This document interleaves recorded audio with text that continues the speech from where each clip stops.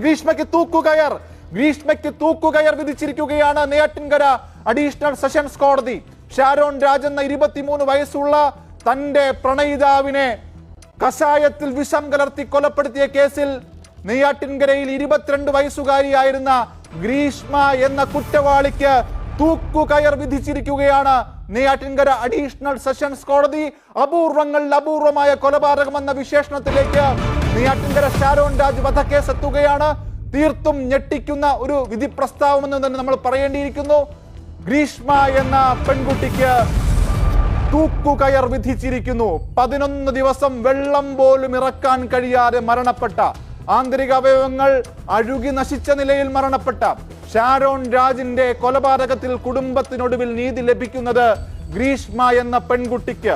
വിഷം കലർത്തി ഷാരോൺ രാജിനെ കൊലപ്പെടുത്തിയ ഗ്രീഷ്മയ്ക്ക് കോടതി തൂക്കുകയർ നൽകിക്കൊണ്ടാണ്, വധശിക്ഷ നൽകിക്കൊണ്ടാണ് ഇതാ ഗ്രീഷ്മയ്ക്ക് തൂക്കുകയർ വിധിച്ചിരിക്കുന്നു നെയ്യാറ്റിൻകര കോടതി.